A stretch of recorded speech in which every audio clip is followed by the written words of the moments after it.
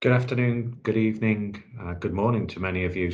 I'm really honoured to be able to talk to you today. I'll do a quick introduction myself. I'm Lee Corless. I formerly worked for one of the largest financial institutions in the world, looking after their Autism at Work program in the EMEA and APAC regions. I'm transitioning into an exciting new role that I will be able to talk more about in the new year. But I'm here today to talk to you about inclusive recruitment and more specifically attracting autistic and neurodiverse talent. So I'm going to talk to you about my experience of running such a large program. I'm going to talk to you about why you want to talk or hire people on the spectrum, the real benefits. And I'm going to use my experience of not only the organization that I've worked through. I'm going to talk to you about the years of experience that I have interacting with other large companies, really giving them advice on how to run a program as well. So what I want to do today is really just cover a little bit more of an introduction about myself so you get a little bit more of a flavor about me and my background. I'm then going to move on to the real benefits of hiring people into your workforce and the strengths that they bring. And then I'm going to talk about how to go about building a successful program, which isn't as difficult as many people think and doesn't cost the money again that people think. So I want to talk to you about my experience of helping set up a program, but also my experiences of interacting with lots of other companies and helping them set up a program. And then I'm going to talk to you about universal design and why that is successful. And then really I'm going to talk at the end of what some of the 6-7 major companies that I've worked alongside have seen of successes. So what have been the key successes that those individuals that they've hired in have really brought to their organization? And that really give you a flavor of why you should go out there and do this, why you should consider doing this, why it's a great idea, or reaching out to the autistic individuals that may be watching this as well, why you should be applying to some of these companies that have programs.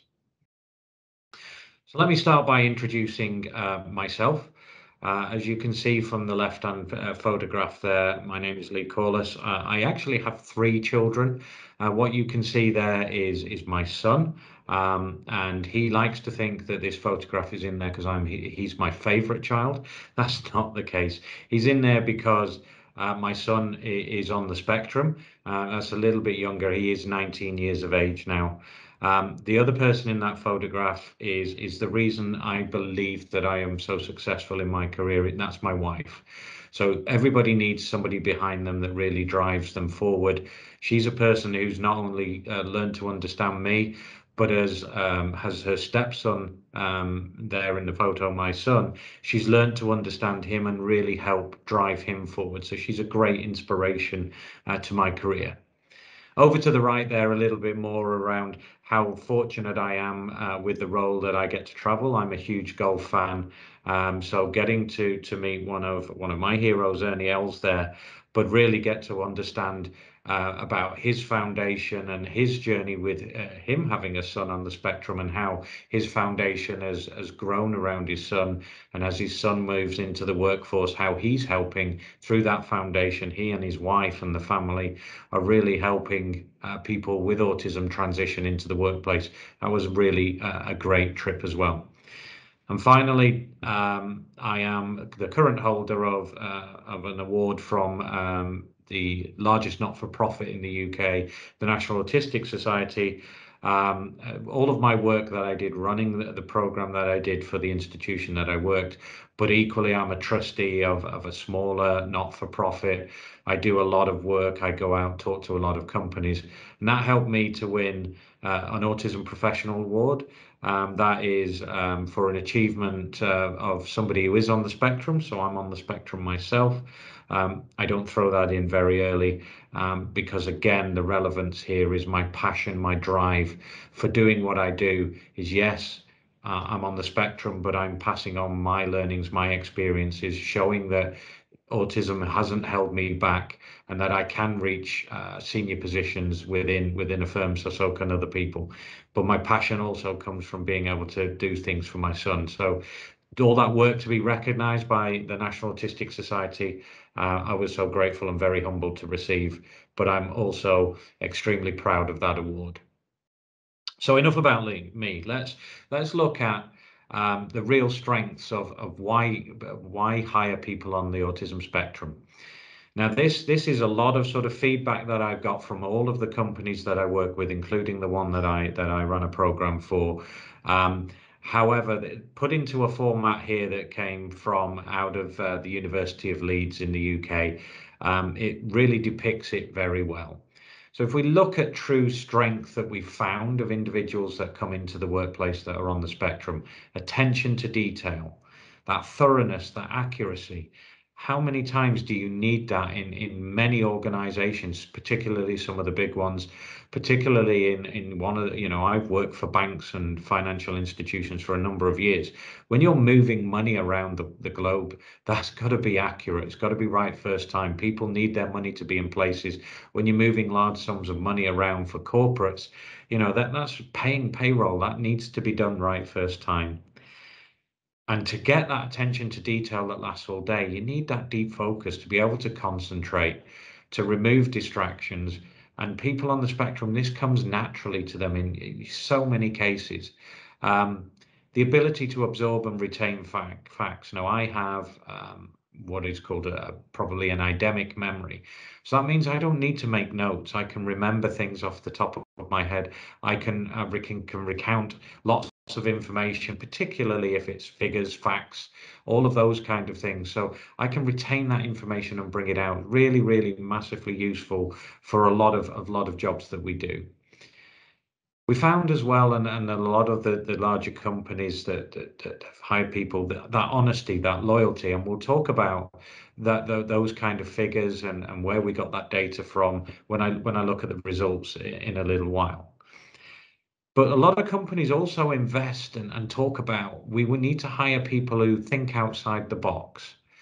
So why are you not hiring people who think outside the box daily? Because they're not in that same box.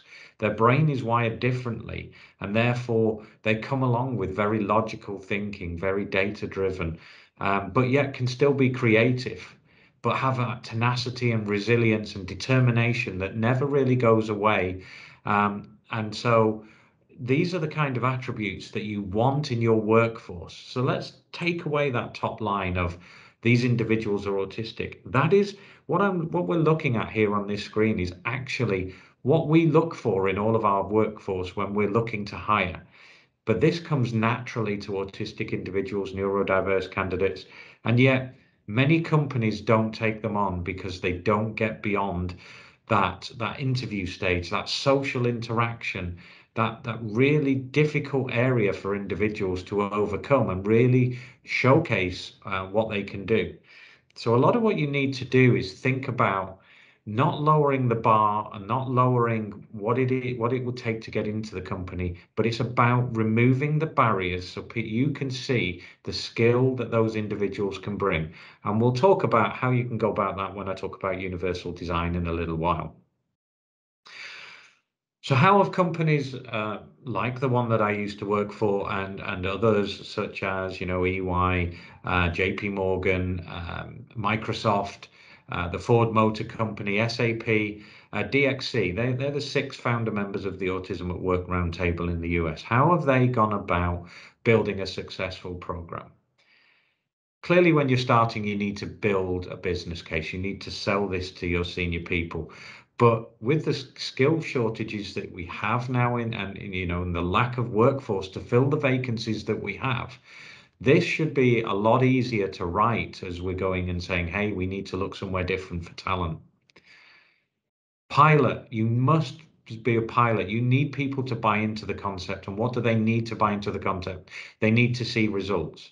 So start small, pick an area, pick job roles that are really play into let's call it the sweet spot of individuals on the spectrum.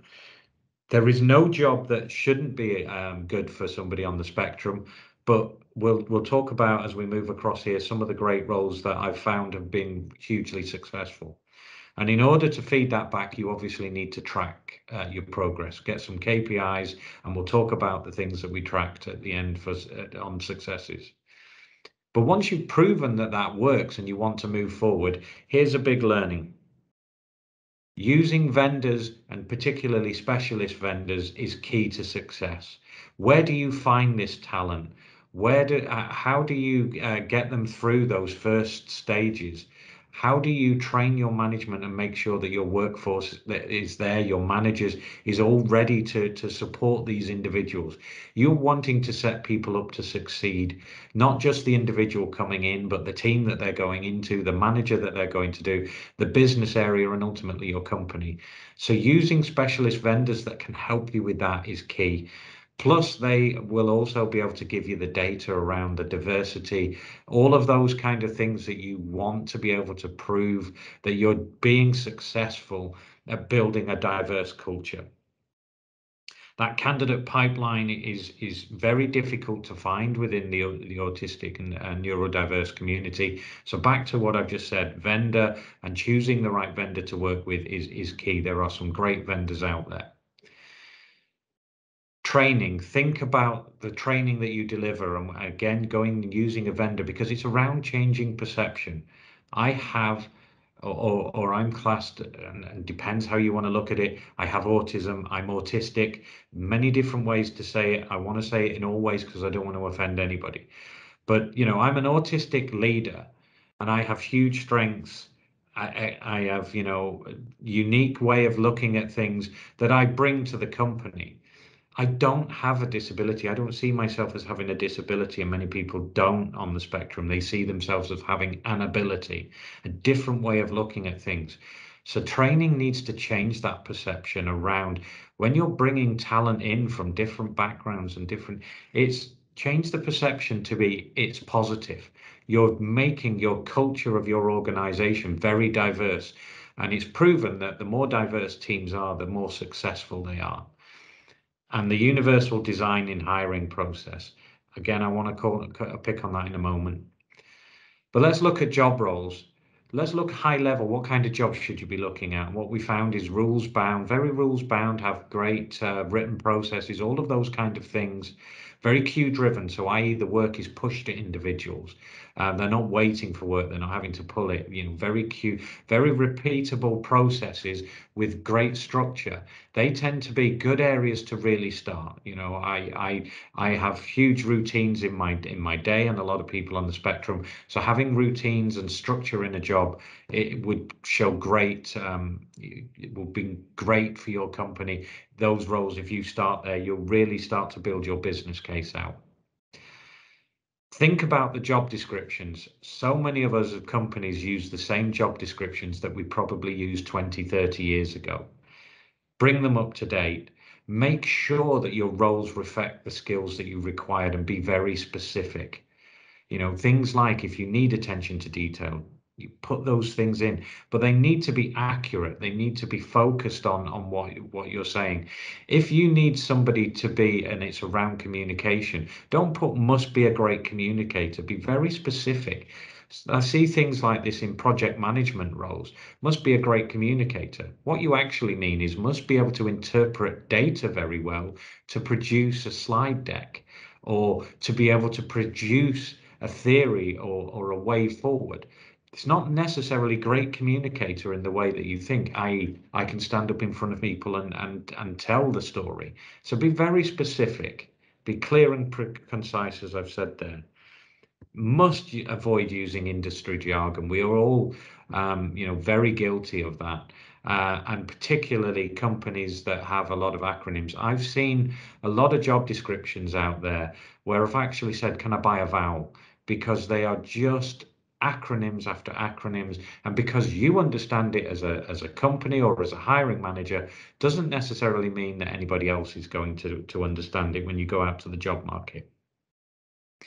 And just to look at what roles have I seen success in, and clearly the ones that we can talk about with autistic individuals: software engineering, software developers, data analysts, cybersecurity threat analysts. Computer and IT roles are very let's say, niche for the autistic community.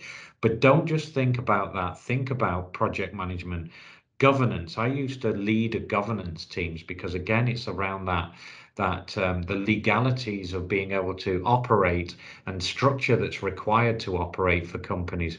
Very much detail oriented roles, operational roles, payment roles, etc. But some of the great other ones that I've seen in manual out there, one of the best I've ever seen is a car wash company in Florida, where all of their employees, or virtually all of their employees, are autistic.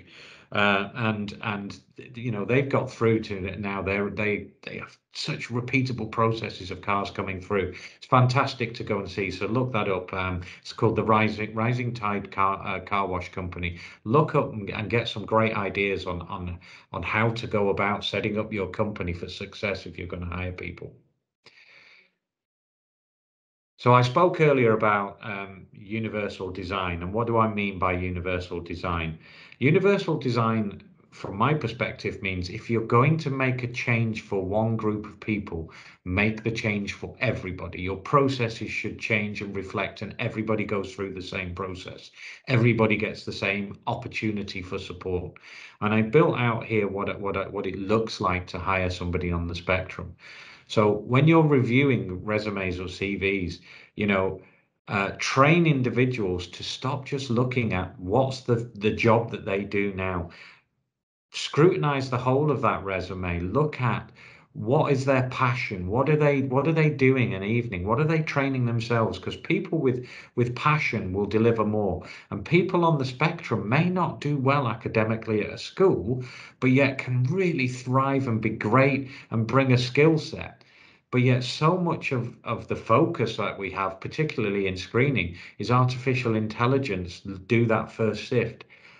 Adapt that. Make sure that you are screening people in for success, because you screen so many great candidates out by not looking at the whole of their CV. Make sure you have a single point of contact for within your recruitment team. People on the spectrum like that consistency, struggle to start building relationships, and in this kind of process they're short-term relationships, so they're even harder to build. So make sure it's a single point of contact. Make sure you're training your managers who are going to do the interviews. This is where you're going to get the greatest success, making sure that they're asking the right questions, and it's the same questions but just asked in the right way. One of the biggest questions that everybody asks is, so can you tell me a time that you've worked as part of a team? The answer to that, as me as an autistic individual, in the way that you've asked it, is yes. And then I'll go quiet because you said, so can you tell me? What you actually want me to do is tell you about the time. So phrase your question, ask one question at a time. But hey, just remember, if you're changing that for the autistic community, change it for everybody. Because what I found is, if it does work for the autistic community, it works for everybody. Universal design, make those changes. Think about sending interview guidance out. What does your interview look like? What does it consist of? How many rounds do they expect to see? Think about, even when you are bringing people in, and this works really well, direct people to be able to look at the building that they're going to be attending when we return to buildings. If it's virtual, again, that's not a problem. Send photographs and maybe even a little bit of a bio about the individual who's going to interview them, so the person who's the autistic individual and everybody involved in the process gets to know a little bit about them ahead of schedule. Think about, what do I want to get out of the interview? So even to the point that you can think about sending the questions ahead of time. But if you're going to send it to an autistic individual, universal design, you send it to everybody. It works the same for everybody. You're not treating anybody different in this process.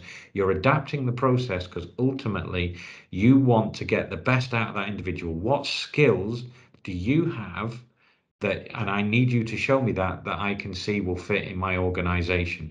It's not about, can you socially sit in front of me and talk a lot around perhaps past experiences that you've been involved in, because you've been involved in teams that deliver that, but you as an individual might not have delivered it. Autistic individuals will be very truthful, very honest, very direct in these interviews. So you've got to prepare your managers. You've got to let them be prepared to come in and give you the information that you want so you can see. Finally, think about that support mechanisms when they're coming for interviews. I've allowed people to be escorted by family members, friends, their support network to the interview venue, sit with them, and I've even gone as far as saying, if it's going to get the best out of them in the interview, let that person who is really a support sit in on the interview. They're not going to speak, but it makes the autistic individual feel just that little bit safer to be able to give you the information and you be able to see just how strong a candidate they are. These are all just simple changes that you can make. So you're going to hire the best candidate for your role, and those best candidates are going to come from some areas that you've not expected before. Untapped resources, autistic, neurodiverse individuals who may never have been in the workforce before, that you've overlooked for so many years. And why would you still want to keep, if you're thinking, oh, this is going to take me a little bit of time to get through, why would you want to go through that process? Why do you want to change? The results that these top 6 companies have seen, and this is why I say to you now, this is not a charity play. This is a talent play. Everything that I've been involved in is about bringing in fresh, untapped talent. Productivity levels, way up in the 90%. The performers were top 4, top 5 every time, top 1 or 2, depending on the numbers. The productivity that I've seen and these companies have seen of anywhere between 45 to 145% more productive than their neurotypical colleagues who've been doing the job for 5 years. That's across all of those different companies have said the same thing. Right first time statistics, as close to being as perfect as you can for a human being. There isn't such a thing as that somebody will get it 100% right of the time when you're talking about human beings. Mistakes happen, but what we found and what all those other companies have found is the right first time numbers. These individuals are always at the top of the leaderboard, month after month after month. Retention rate. Back to when I said early on about loyalty. The retention rates that these companies have found are people who, once they bring in, they stay within the companies way into the 90%, mid 90%. When your average is 20% lower than that, and you think about what are the costs that cost you the most for your company outside of buildings, that is hiring individuals, training individuals. So if you've done that, you really want them to stay. Autistic individuals have proven that they are extremely loyal. They not only stay with the company, but like to stay in roles and develop themselves in roles. So you're not spending all of that money having to replace people every 6 to 12 months because these individuals really are loyal. So the top 3 that I've told you about there, cry out to corporates, cry out to companies. This is the talent you want because they're going to come in, they're going to be productive, they're going to get things right, and they're going to stay with me. But then this has wider implications for your company. The team performances in which they work, we've seen them go up. The cultural changes, the fact that we're doing all of this training, we're being open and honest about people and the teams that they've been in. We've trained the managers. We spent time with the team, investing in the team. People suddenly feel included, that their voice is being heard. That cultural shift, and that's all the things that feed into the cultural change, that feed into that team performance rising up. And back to what I've said already earlier, it's proven the more of a diverse team you have, the stronger the results that team performs. The more that your team reflects the society it's serving, the better that it's accepted by that community that it's serving. The more likely you are to win more community backing, and the people come to your company because you are representative of them. So again, think about this as you look at your team. Think about how am I going to get that new, fresh talent that I've never seen before? Really start to think about this is a huge opportunity to bring people into your organization that you've never thought about before, that will make a huge impact, that will make a big difference, that will make you more productive, will make you more respected, and it doesn't cost huge amounts of money. I'm happy to for anybody to reach out to me on LinkedIn, ask me questions, here to really help. But think about reaching out to those vendors that specialize in this. Really go and seek the help, because it's vital that you support the individuals, set everybody up that you bring into your organization for success. I hope you found the last 20-30 minutes informative. I thank you for your time, and I thank everybody for the invite to come and speak to you today.